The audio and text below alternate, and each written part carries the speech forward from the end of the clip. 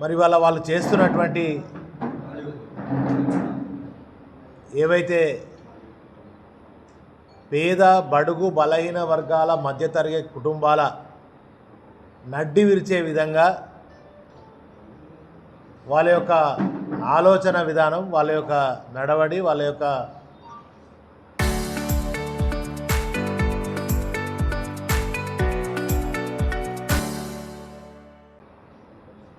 విధానాలు దేశ ప్రయోజనాల్ని కాపాడాల్సినటువంటి, దేశ ప్రజల సంక్షేమాన్ని నడపాల్సినటువంటి, నిరుద్యోగ యువతులను ఉద్యోగాలు కల్పించాల్సినటువంటి, మహిళా సాధికారత తీసుకురావాల్సినటువంటి బాధ్యత గల మరి ఈ ప్రభుత్వాలు, కేంద్ర రాష్ట్ర ప్రభుత్వాలు నిన్న పెట్రోలు డీజిల్పై 3 రూపాయల ఛార్జీలు పెంచి దేశ ప్రజల మొత్తం మీద పెనుభారం వేసింది ఈ యొక్క కేంద్ర రాష్ట్ర ప్రభుత్వాలు. నాకు ఒకటి గుర్తుకొస్తుంది, మా గద్దరన్న పాడిన పాట. ఏం కొనేటట్టు లేదు నాగులో నాగన్న, ఏం తినేటట్టు లేదు నాగులో నాగన్న. మరి ఈ పాట నాకు గుర్తుకొస్తుంటే చక్కెర ధర, నూనె ధర, పప్పు ధర, ఉప్పు ధర,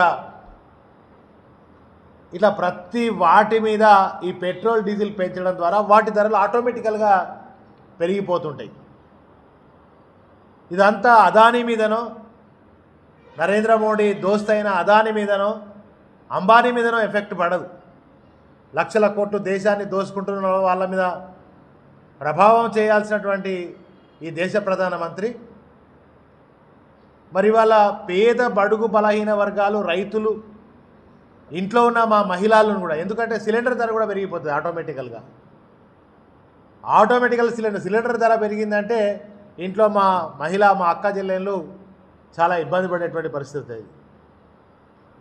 నిజంగా నాకు ఈ స్టేట్మెంట్ చూసిన తర్వాత సిగ్గు అనిపించింది కొద్దిగా. మరి మాట్లాడిన ఆయనకు సిగ్గు లేక మాట్లాడినా, సిగ్గుండే మాట్లాడినా, తెలిసే మాట్లాడినా, ఇంకా ఈ దేశ ప్రజలని మోసం చేసే విధంగానే 12 ఏళ్ళ పరిపాలన దేశాన్ని పాలించవచ్చు. ఈ బీజేపీ ప్రభుత్వం సంక్షోభ పరిస్థితులట, యుద్ధంతో పెట్రోల్ ధరలు పెంచవలసి వస్తుందని సిగ్గు లేకుండా ఒక కేంద్ర మంత్రి మాట్లాడుతున్నటువంటి ఇది చాలా బాధాకరం. మొన్న ఇతర రాష్ట్రాల, దేశంలో అనేక రాష్ట్రాల్లో 5-6 రాష్ట్రాల్లో ఎన్నికలు అయితే ఆ ఎన్నికలు అయ్యేదాకా ఈ పెట్రోల్ డీజిల్ ధరలు పెంచరు, దీని తర్వాత పెంచుతారనేది అనుకున్నట్టుగానే అటు ఎన్నికలు అయిపోయినాయి, రిజల్ట్స్ వచ్చినాయి. ఓడే కాడ ఓడినరు, గెలిచే కాడ గెలిచారు, కానీ ఇక పెంచేసారు. అంటే ఇది ఒక లారీ మీద, ఒక కారు మీద, ఒక రైతన్న మీద, ఒక కిరాణా, ఇట్లా ఈ ప్రతి వ్యవస్థ మీద, ఒక్క వ్యవస్థ కాదు, ప్రతి వ్యవస్థ మీద ప్రభావం పడ్డది.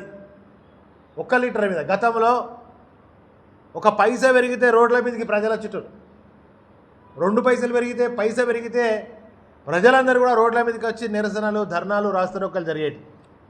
ఇలా స్వయంగా ఈ రాష్ట్ర ముఖ్యమంత్రి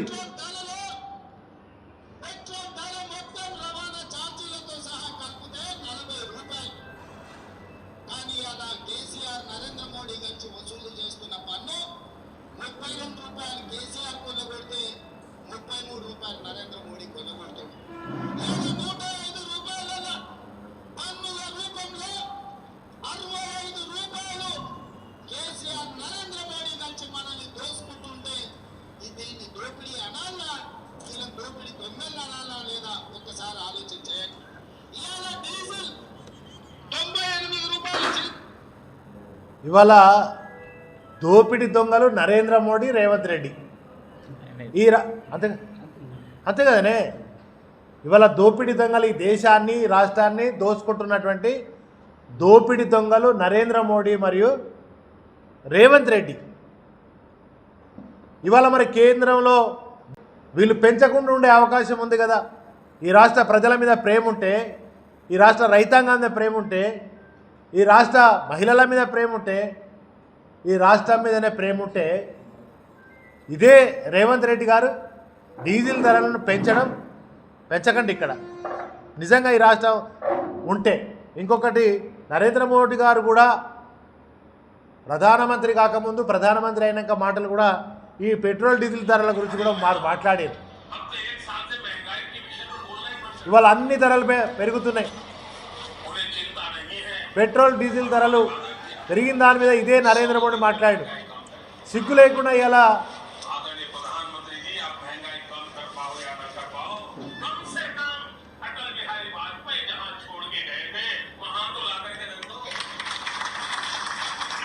ఏమంటాడు, అటల్ బిహారీ వాజ్పేయి ఎక్కడ దాకా అయితే పెంచిండు, ఎక్కడ దాకా అయితే ఉండేనో ధరలు, ఆ ధరకాడికి దీన్ని తగ్గించాడు. మరి ఇవాళ నువ్వేం చేస్తాను? నరేంద్ర మోడీ ప్రధానమంత్రి గారు మీరేం చేస్తున్నారు? తగ్గించండి, తగ్గించాల్సింది పెంచుకుంటూ పోతూ ఉన్నారు. ఇది అన్ని వర్గాల మీద దేశంలో ప్రభావం పడుతుంది. మీరు పేదోళ్ళ మీద పగబట్టినరు, మీరు మధ్యతరగతి కుటుంబాల మీద పగబట్టినరు, చిరు ఉద్యోగాల మీద ఉద్యోగస్తుల మీద పగబట్టినరు, ఇలా మా మహిళల మీద పగబట్టినరు, మా రైతన్నల మీద పగబట్టినరు. ఇవాళ అన్ని వర్గాల మీద ఈ దేశంలో, ఈ రాష్ట్రంలో దొంగలు కలిసి ఊళ్ళు పంచుకున్నట్టు కేంద్ర రాష్ట్ర ప్రభుత్వాలు ఇలా మరి దాచుకుంటున్నటువంటి పరిస్థితి. పేదల దగ్గర మరి దోపిడీ చేసి అదాని అంబానీలకు పంచుతున్నటువంటి దౌర్భాగ్య పరిస్థితి దేశంలో, రాష్ట్రంలో ఏర్పడింది. కనుక నేను బీఆర్ఎస్ పార్టీ పక్షాన ఒకటే డిమాండ్ చేస్తున్నా, ఈ పెంచిన డీజిల్ పెట్రోల్ ధరలను వెంటనే తగ్గించండి. ఒకవేళ మీరు తగ్గించకపోతే బీఆర్ఎస్ పార్టీ పక్షాన పూర్తి స్థాయిలో నిరసనలు తెలియజేస్తాం, ఉద్యమాలు చేస్తాం. డీజిల్ పెట్రోల్ ధరలు పెంచేదాకా, మా ఉద్యమాన్ని తగ్గేదాకా, డీజిల్ ధరలు పెట్రోల్ ధరలు తగ్గే వరకు బీఆర్ఎస్ పార్టీ ప్రజల పక్షాన కొట్లాడుతూనే ఉంటుంది, ఉద్యమాలు చేస్తాం. అదేవిధంగా మరి రైతులను మనం చూస్తూ ఉన్నాం. నేను రోజు కల్లాలు తిరుగుతున్నా. ఇక్కడ ఉన్నటువంటి స్థానిక ఎమ్మెల్యే 1 కిలో కడ్డీ పెడతామని, వాళ్ళని శిక్షిస్తామని ఇక్కడ స్థానిక ఉన్నటువంటి అసత్యం మాట్లాడుతూ ఉన్నాను. నేను రోజు కల్లాలు తిరుగుతుంటే, సార్ 1 క్వింటాల్ మీద 10 కిలోలు కట్ చేస్తారు సార్, మొత్తం బి గ్రేడే ఉన్నాయి సార్. మరి ఎమ్మెల్యేనేమో అట్లా చెప్తాడు, తాలు లేదు తప్పలేదు, ఎట్టున్నా కొంటాము, మొత్తం కొంటాము, ప్రతి తానేపు కింద కొంటాము. అదేవిధంగా మరి హమాలీ ఛార్జ్ ఉండదు, అడిచి ఛార్జ్ ఉండదు, 1 కిలో కట్ చేయము, ఎవరైనా కట్ చేస్తే పీడీ కట్. మరి ఇవాళ ఎవరి మీద? రేవంత్ రెడ్డి మీద పీడీ యాక్ట్ పెట్టాలనేది నేను డిమాండ్ చేస్తా ఉన్నాను. ఇదే అసత్యం చెప్పదండి ఎమ్మెల్యే ఎవరైతే ఉన్నారో, ఆ అసత్యం మీద పీడీ యాక్ట్ పెట్టాలని నేను డిమాండ్ చేస్తాను. ఇది నేనంటున్న మాట కాదు, ఇది రైతులు అంటాను. నేను నిన్న సర్వాపూర్కి పోతే ఆ రైతులు అంటాను, పీడీ యాక్ట్ ఎవరి మీద పెట్టాలి? ఎమ్మెల్యే మీద పెట్టాలని చెప్పి ఇదే రైతాంగం అంటుంది. కనుక ధాన్యాన్ని ఎక్కడ కూడా 1 కిలో కట్ కాకుండా మరి ఇవాళ మొత్తం 43 చొప్పున కొంటా ఉన్నారు. అసలు ఏ గ్రేడ్ అనేదే లేదు, బి గ్రేడ్ చొప్పున ఇవాళ ధాన్యాన్ని కొనుగోలు చేసేటువంటి పరిస్థితి జరుగుతుంది. ఇవాళ సుమారుగా 42 రోజులు 43 రోజులు ధాన్యం కొనుగోలు సెంటర్లలో పోసిండ్రు, ఇప్పటి వరకు ధాన్యాన్ని కొనలేదు. వెదిరే గ్రామానికి సంబంధించినటువంటి వెంకటగిరి గ్రామంలో ఇప్పటివరకు కాంట పెట్టలే, కాంట ఒక కాంట పెట్టలే. వెంకటగిరి అనే గ్రామంలో కాంట పెట్టలే, ఒక్క ధాన్యం కింద కూడా కొనలేదు, బస్తాలలో జోకలేదు. ఆర్నకొండ అటువంటి గ్రామాలలో 10,000 బస్తాలు 20,000 బస్తాలు జోకి పెట్టున్నాయి. ఏంటి అంటే లారీ డ్రైవర్కు ఏం కావాలంటే ₹1 ₹2 కావాలంట, ఇస్తేనే లారీ వస్తుందట. లారీలు రావు, జోకరు, హమాలీలు లేరు. నిన్న జిల్లా కలెక్టర్ గారు, జగిత్యాల కలెక్టర్ గారితో మాట్లాడిన, లారీలు లేవు సార్, కొరత ఉన్నది నిజమే అని కలెక్టర్ గారు కూడా ఒప్పుకుంటున్నటువంటి పరిస్థితి వస్తుంది. మరి ఏదన్నా ఏర్పాటు చేయండి, ధాన్యాన్ని త్వరలో కొనుగోలు చేయండి. నేను వస్తున్నా అంటే నన్ను ఆడ నిర్బంధించారు, ఆపేసినాక ఆడ కొండగట్టు మీద నూకపల్లి సర్పంచ్, ఆ పిల్లాని పేరు ఏదో ఉన్నది, అని మిలిటరీలో పనిచేసి వచ్చినట్టున్నాడు. ఆ సీన్ ఆయన ఆడ నాకు ఫోన్ నన్ను పోలీసులు నిర్బంధం చేసి పెడితే నా ఫోన్ ఒకడు ఉంది, నేను ఒకడున్నా, నా ఆయనతో ఎస్ఐతో గొడవ అవుతుంది. అప్పుడు ఫోన్ చేసి ఇక ఫోన్ లిఫ్ట్ చేయలేదు, చూడుర్రాయా సుతారం, మేము ఇక అత్త అన్నాడు రాలేదు ఇంకా అని ఫోన్ చేస్తాడు. ఆయనకు తెలుసు మా నాయకులందరూ 30-40 మంది ఆల్రెడీ కొండగట్టు మీద రెడీగా సవాళ్ళను స్వీకరించి అది రాజీనామా చేయడు, కొండగట్టు మీదకి పోనీయరు, దర్శనం చేయనియరు. ఆయన అంటే అన్ని అసత్యాలు మాట్లాడి అబద్ధాలు చెప్పి ఆడ రేవంత్ రెడ్డి ఈడ సత్యం ప్రజలను ఆనాడు మోసం చేసి గెలిచి, సరే మోసం చేసి గెలిచి 2 సార్లు నేను చలో రాజీనామా చేస్తా అంటాడు. ఒక్కటి కూడా ప్రూఫ్ చేయండి, నన్నేమో లోపల రానియారు. కనుక ఇప్పటికైనా మీకు మేము చేసిన పనులు చేయరు. ఫస్ట్ మీరు కొత్తగా రూపాయి తెచ్చడం అవసరం లేదా బాబు, నేను ఇగో ఇదే దయచేసి ప్రూఫ్స్ కూడా మీకు ఇస్తా. నేను మరి ఇగో సుంకే రవిశంకర్ ఎమ్మెల్యే నేను ఇచ్చిన డేటు ఇదంతా ఇది ఎప్పుడు ఏ డేట్ నడిచినా 2021లో నేను లెటర్ ఇస్తే దేనికి ఇది జగ్గని వర్రి అని మల్యాల ప్రాంత ప్రజల మల్యాల హెడ్ క్వార్టర్ వాళ్ళ ఒక డిమాండ్, అక్కడ ప్రజల డిమాండ్ జగ్గని వర్రే మంచిగా చేయండి. నేను ప్రామిస్ చేసిన మా వినోద్ అన్న కూడా కంపల్సరీ ఆ జగ్గని వర్రే మంజూరు చేస్తాం, దాన్ని కంప్లీట్ చేస్తామని చెప్పినాం. 6 కోట్లతో ప్రపోజల్ చేస్తే ప్రభుత్వం ఆనాడు ఉన్న ప్రభుత్వం 4,17,00,000 మంజూరు చేసింది. మీకు ప్రూఫ్స్ ఇస్తా. 4 కోట్ల దీన్ని మంజూరు చేసిన తర్వాత ఇక పనులు ప్రారంభమయ్యే సందర్భంలో ఆనాడు మా అక్కడ స్థానిక సర్పంచ్ సుదర్శన్ గారు కాదు అది ఒక్క రిటర్నింగ్ వాల్ కట్టాలి, కింద కట్టాలి, పెద్ద వరదలు వచ్చినా కూడా కన్స్ట్రక్షన్ లెవెల్ గట్టిగా ఉండాలని ఆయన మళ్ళీ కొద్దిగా ప్రపోజల్ ఎక్కువ చేయాలంటే పంపినాం. మరి అదే పైసలకి ఇలా పనులు ప్రారంభం అవుతా అంటే పనులు నడుస్తుంటే ఎమ్మెల్యే ఉన్నప్పుడు ఈ కొండగట్టు అభివృద్ధి కోసం గతంలో ఏ ప్రభుత్వం చేయనటువంటి విధంగా తాగునీరు కానీ అక్కడ సకల సౌకర్యాలు కానీ కళ్యాణ కట్టలు కానీ అన్ని రకాల ఆఫీస్ కార్యాలయాలు కానీ అన్నీ ఏర్పాటు చేస్తాం. మరి వాళ్ళ ఇదే శాశ్వత మంచినీటి పథకానికి సుమారుగా మీకు సమయం ఉంటే మనం అది ఒకసారి చూద్దాం ప్లీజ్. ఎందుకంటున్నా అంటే 14 కోట్ల రూపాయలతో శాశ్వత మంచినీటి పథకాన్ని సాగునీటి పథకాన్ని ఆనాడు కొప్పులీశ్వర్ గారు నేను పనులు ప్రారంభించి పనులు అయిన పనులకు కూడా 12వ మట్టి కూడా ఈ కాంగ్రెస్ ప్రభుత్వం వచ్చినాక తీయలేదు. 3 ఏళ్ళు అవుతుంది, ముచ్చటగా 3 ఏళ్ళు అవుతుంది. ఆ తట్టెడు మట్టి కూడా తీయకుండా నేను కొండగట్టు అభివృద్ధి చేస్తా, నేను ఇది చేస్తా అది చేస్తా అని మాటలు కోటలు దాటుతున్నాయి తప్ప ఇప్పటి వరకు ₹1 తెచ్చింది లేదు, పని చేసింది లేదు. పాత పని బీఆర్ఎస్ హయాంలో నేను ఎమ్మెల్యే ఉన్నప్పుడు కేసీఆర్ గారు ముఖ్యమంత్రి గారు మంజూరు చేస్తే శాశ్వత మంచినీటి పథకానికి ఇప్పటి వరకు తట్టెడు మట్టి తీయలే. ఇక 2 సార్లు డిమాండ్ చేసిండండి ఇక్కడ ఎమ్మెల్యే, నేను రాజీనామా చేస్తా, బీఆర్ఎస్ హయాంలో నయా పైసా గిట్ట మంజూరు అయితే పని అయితే నేను రాజీనామా చేస్తాను. నేను అన్ని ప్రూఫ్లు చూపించిన, ఇక గిన్ని కోట్లతోటి చేసినామా, ఇంత చేసినామో, గిన్ని పనులు చేసినామని ఇప్పుడు కూడా లిస్ట్ చెప్పమంటే చెప్తా. కానీ సమయం మనం దాని కొరకు కాదు, ఇలా అప్పుడు తప్పించుడు. మొన్న ధాన్యం కొనుగోలు విషయంలో కూడా మాజీ మంత్రులు జీవన్ రెడ్డి గారు నేను ధర్నా చేస్తే ఆ రోజే సాయంత్రం పోయి జగ్త్యాల పూసపూసమై ఆనాడు ఇదే బీఆర్ఎస్ సర్కార్ ఇన్ని 10 కిలోలు కట్ చేసింది, ఇది చేసింది, అది చేసిందని మాట్లాడి, ఒకవేళ వాళ్ళు ఇది నిజం కాకపోతే కొండగట్టు అంజన్న మిత్రులారా ఇది గమనించండి, కొండగట్టు అంజన్న మీద ప్రమాణం చేస్తే నేను రాజీనామా చేస్తాను. నేను రెడీ అయినా, సేమ్ నేను 10 గంటలకు వస్తాను ప్రెస్లో మా జీవన్ రెడ్డి గారితో పాటు నేను ప్రెస్లో చెప్పిన మా నాయకులందరితో నేను బయలుదేరిన ఇంటికాను.